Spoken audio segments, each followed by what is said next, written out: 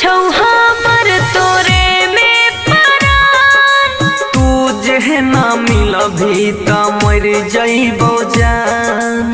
बुझली गे सुन रे मजनुआ तू ऐसे न बोल। गे तोरा पई छै दिला बहा के राज ना खोल। मन घबरावै छै सुन हे रे जान। कुछ दिन खातिर हमर बात मान। हे गे अपना दीवाना पकड़ बेसवास। लग बड़ी डरवा सुन हे रे अरवा कसम से हमरा।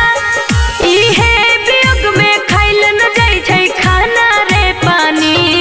चलू भाग के कर लेबही कोट मैरेज गे रानी।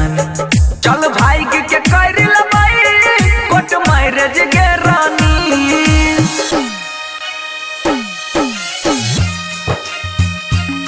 चल भाग के कर लेबही Music by DJ Silverman. Court marriage गे रानी। जल्दी में ऐसे तू मंगिया न भर। दुल्हन बनाई के बसाई ले घर। बुझली गे भैया हमर छै बड़ी रंगदार। खुल के बताई दे बहाना नहीं मार। हमर यकीन तू माने न मान। तोरा पका दे बहुजन कुरबान।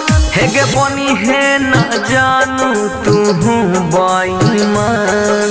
सुनहर मनसी चिंतन कर भगवान पर छोड़ दही। रहतई अमर हमर तोहर ई प्यार के कहानी। चल भाग के कर लेबई कोट मैरेज गे रानी। चल भाग के कर लेबई कोट मैरेज गे रानी। आगे चल मुंह की देखे चल।